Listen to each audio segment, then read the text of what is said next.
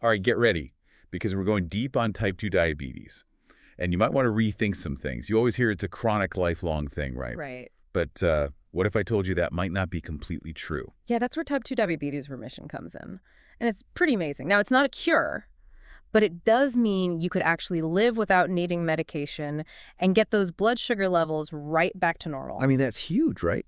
Think about it. Yeah. No more constant worry about your blood sugar. No finger pricks, no meds, like a whole new you. Exactly. So we're going to break it all down today. What is T2D remission? How does it even work? And who could actually benefit from this? Yeah, and to get this, we got to go to the cells, the tiny stuff. We actually have a really cool image here that shows us how remission needs you to lower the fat in your liver and pancreas. So less fat there equals a better chance. All right, color me intrigued, but how does that actually work? Well, imagine this. When fat builds up in these organs, they can't work right. The liver doesn't process glucose as well, and the pancreas, it struggles to make enough insulin. But reduce that fat, and you're basically giving those organs a chance to reset. They can start working the way they're supposed to. So it's like literally taking a load off their shoulders. Exactly. And that's exactly why losing weight is so important for remission. Okay, but before we get into all that, like the how-to, we got to define what we mean by remission, right? What's the official word? Right. So the American Diabetes Association and a bunch of other international groups, they all agree on this definition. To be in remission, your HbA1c needs to be below 6.5%. That's the diabetic threshold. And it has to stay there for at least 3 months without medication. Got it. So it's not just a random dip in blood sugar. It's like sustained control. Yeah. You were careful to say it's not a cure, though. What's the difference? Yeah, that's really important. Remission is great, but it's not permanent. Think of it like the disease goes into hiding, kind of dormant, but it could come back. So you always got to manage it. So it's like a garden, right? Yeah. You weed it, it looks great, but you still got to keep an eye out or those weeds will come right back. That's a great way to think about it. And that's where understanding the things that predict remission becomes so important. We have this flow chart. It's super helpful, really lays it all out. Ooh, a visual. Always a fan. So what are the big takeaways? Well, early action is key, right? If you can lose 10-15% of your weight within the first 6 years of being diagnosed, your chances of remission skyrocket. So sooner the better. Got it. But how do you actually lose that weight? That's the big question. Yeah, so this flow chart actually goes into that too. Remember how we talked about less fat in the liver and pancreas? That's the main thing. When you lose weight, you're basically making your body better at using insulin. And those beta cells in your pancreas, the ones that make insulin, well, they can work better too. It's like resetting your metabolism. Wow, the body's amazing how it all connects. So how can people actually achieve that kind of weight loss? What are the concrete steps to potentially reach remission? I know our listeners are dying to know. Okay, so there are a few promising things. Lifestyle changes, things like diet and exercise, and then there's metabolic or bariatric surgery, and of course, medication. Let's unpack each of those. Perfect. Let's start with the lifestyle. What kind of diets are we talking about? Well, one that's showing great results is the very low energy diet. It's called VLED for short. Yeah. Basically, you drastically cut your calories, down to about 800 a day, maybe even less. 800 calories. Wow. That's pretty low, right? Is that even safe for everyone? It's definitely not for everyone. You absolutely got to talk to a doctor before trying this. They can figure out what's right for you, keep an eye on your progress, and make sure you're getting all the nutrients you need. Good point. Safety first. Now, what about the ketogenic diets? I'm getting a lot of attention. Does that play a role in T2D remission? It does. Keto's another option, and it focuses on really cutting back on carbs and boosting your fat intake. We're talking about getting 55% to 60% of your calories from fat, 30% to 35% from protein, and only 5% to 10% from carbs. So totally flipping the script on the typical, Western diet. You make fat the star, not carbs. Exactly. It's about shifting your body's fuel source from glucose to fat. And that switch can be really beneficial, like improving insulin sensitivity. Interesting. So we've got VLED and keto. What other lifestyle changes can help people move towards remission? Oh, don't underestimate the basics, Regular exercise, good sleep, and managing stress. These are all super important for your overall health and metabolism. They might not lead to remission on their own, but they create a good environment for your body, Makes it more likely to respond well to other interventions. It's like building fertile ground for that remission seed to grow, right? Yeah. Okay, let's talk about metabolic or bariatric surgery. How does surgery fit into all of this? Surgery can be really helpful, especially if you haven't had luck with just lifestyle changes. It's usually considered for people with a BMI above a certain point, and there are some medical criteria too. And there are different kinds of bariatric surgery, right? Do they all have the same effect on remission? Yeah, there are a few, each with pros and cons. Some, like the gastric band, actually physically limit how much you can eat. Others, like the gastric sleeve, involve removing a part of the stomach to make it smaller. And then there's the Roux-en Y gastric bypass that's more complex. It creates a smaller stomach pouch and reroutes your digestive system. Wow, those are some serious interventions. What does the research say about how well they work for remission? Studies show that some of these surgeries can lead to significant weight loss, and that means high rates of T2D remission. It's not an instant fix, and there are risks and adjustments, but for some people, it can be life-changing. Okay, let's move on to the third option, medication. I know that's often the first line of defense for type 2 diabetes, but where does it fit in when we're talking about remission? It's crucial, especially early on. Metformin's usually the first one they prescribe. It helps your body use insulin better and makes your liver produce less glucose. And what if metformin isn't enough to control someone's blood sugar? Well, over time, those beta cells in the pancreas, they might not work as well. And then you might need to add other medications. There are a bunch of different types, each working in different ways. Some help your body make more insulin, others help it use insulin better, and some even slow down how fast you absorb carbs. Sounds like it's about finding the right mix of medications for each person, right? Exactly. And it takes close communication between the patient and their doctor. It's this ongoing thing, monitoring, adjusting, fine-tuning, just to see what works best for each person's situation. Okay, so we've got the three main paths to weight loss and potential remission: lifestyle changes, surgery, and medication. But what's the actual evidence saying? What kind of results are researchers seeing out in the real world? There are some amazing studies that give us a peek at what's possible. One that really stands out is the DIRECT study. They looked at how effective a meal replacement program was, followed by slowly reintroducing food and maintaining the weight loss. And what did they find? Were they able to get people into remission with this? The results were incredible. After a year, 46% of the people who did the program reached remission. Compare that to just 4% in the group who got standard care. Wow, 46%. That's a huge difference. These meal replacement programs sound like they're really shaking things up. What makes them so effective? Is it just the replacements themselves, or is there more to it? It's probably a combo of things. The meal replacements, they give you a way to control calories, make it easy. But these programs also offer support and guidance to help people make real, lasting changes to their lifestyle. It's about learning, being accountable, and building healthy habits that stick around even after the initial weight loss. Makes sense. It's not just a quick fix, it's building a foundation. Right. Are there other studies that show similar results? Definitely. There's a Diadem study. They did a similar thing with meal replacements, and they got an even higher remission rate, 61% after just 1 year. 61%. Yep. That's amazing. Are there any other studies that stand out in terms of showing us what works for T2D remission? The CardioPrev study is a really interesting one. They found that if you restrict branched-chain amino acids, BCAAs for short, you could actually improve your body's ability to use insulin and how well those beta cells function. It's like what you eat, the specific nutrients, could be really important for boosting your chances of remission. So it's not just about calories, it's about what kind of calories. Fascinating.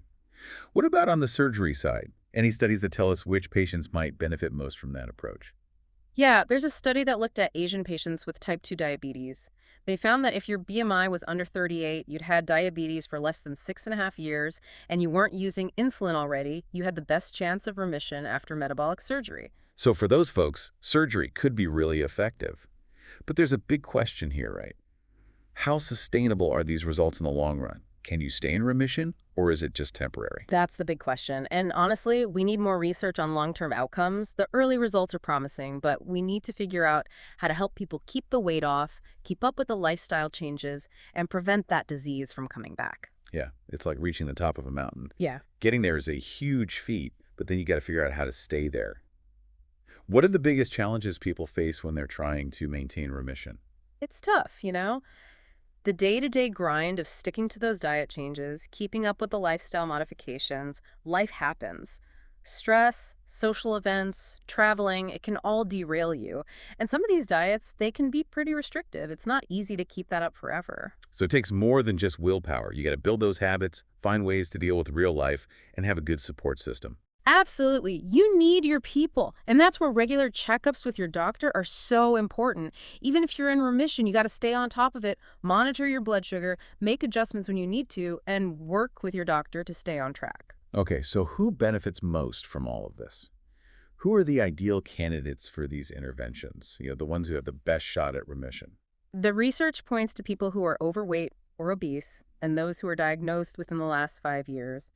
Catch it early, deal with the weight, those are key. So it's about early detection and taking action. Yeah.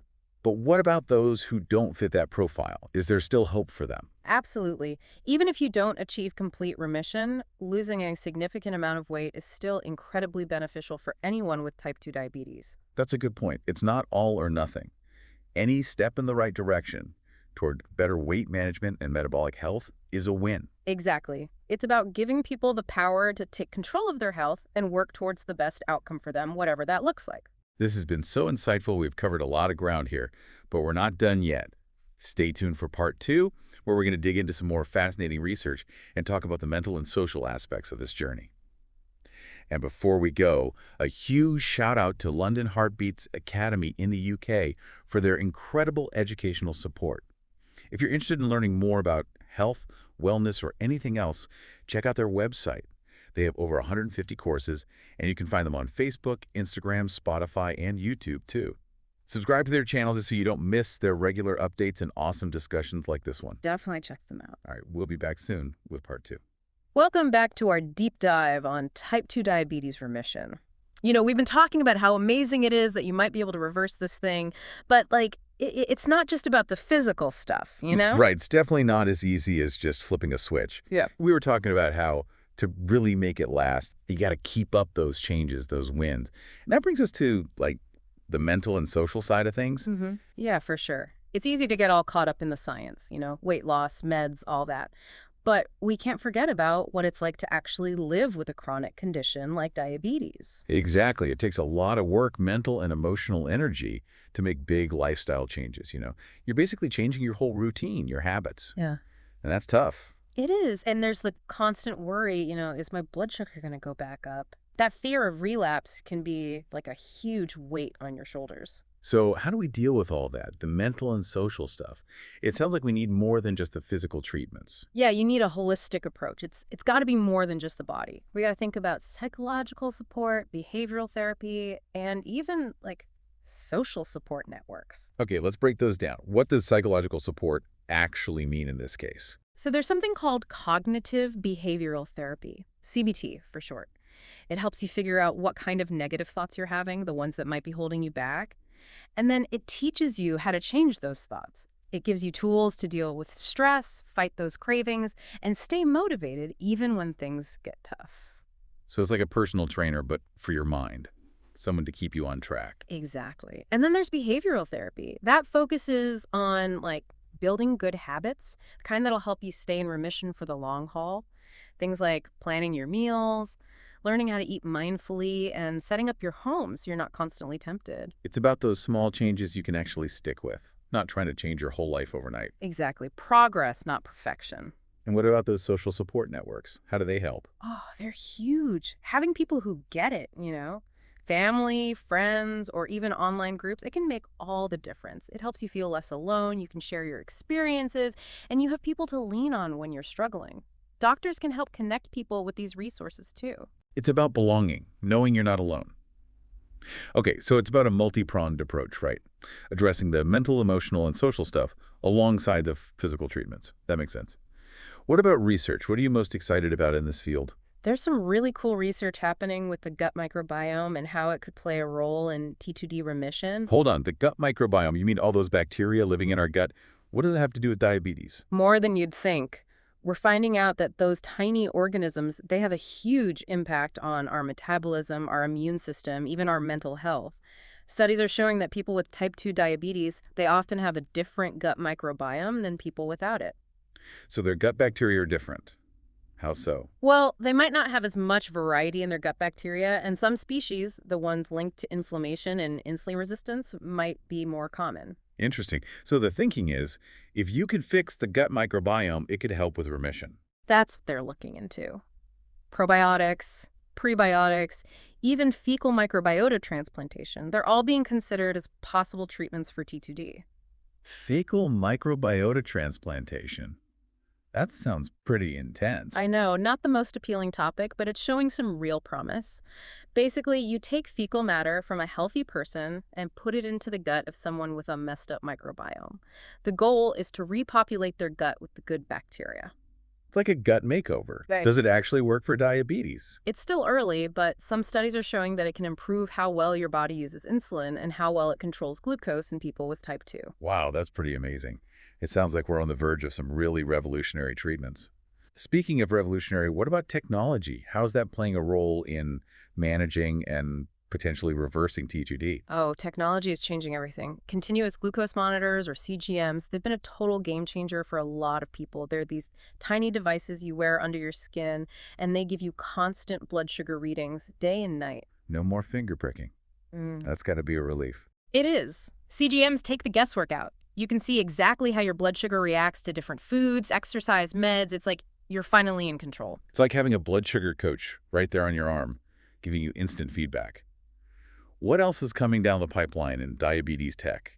There's a lot of talk about artificial intelligence, AI, and machine learning being used in diabetes care.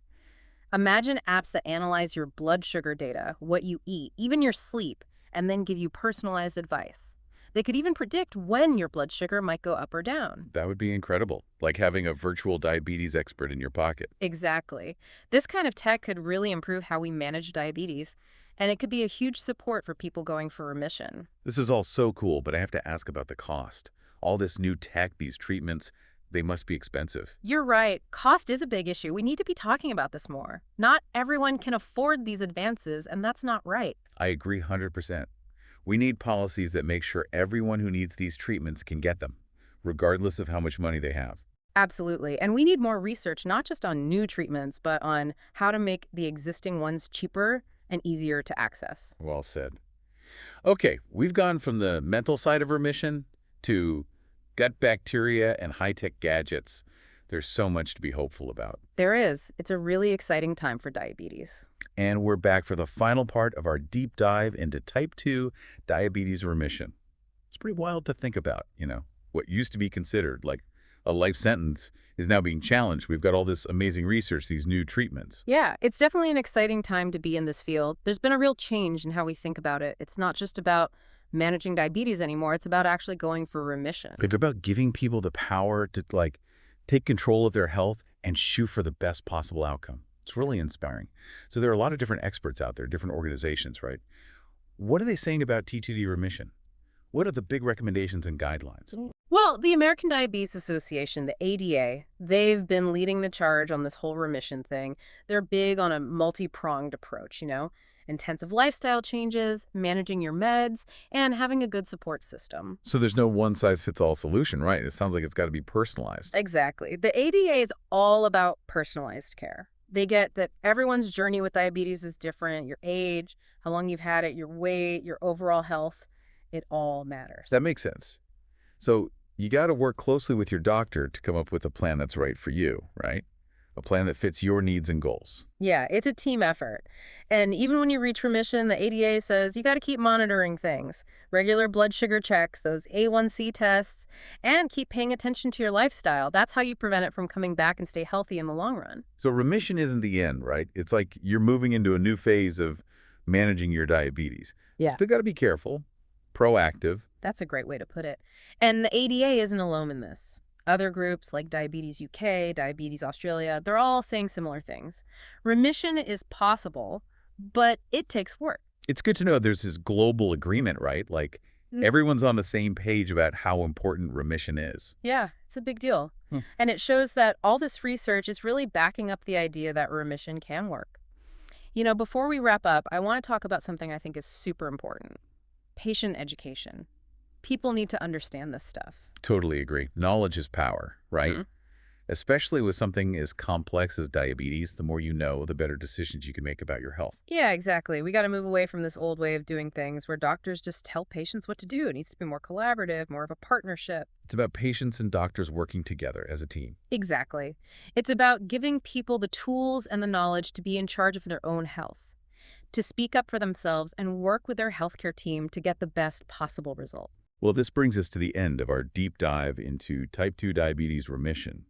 We've looked at the research, the treatments, the whole picture. Yeah, it's been a journey. And I think the big takeaway is TTD remission isn't just a fantasy anymore. It's a real possibility, especially if you catch it early, get personalized care, and approach it in a holistic way, mind and body. So to everyone listening, whether you're living with diabetes or you know someone who is, we want you to take this message of hope to heart. Explore your options, talk to your doctor. You have the power to change your health to create a better future for yourself. That's right. Stay curious, stay informed, and don't be afraid to ask questions. Thanks for joining us on this deep dive. We hope you learned a lot, felt inspired, and maybe even feel empowered to take that next step.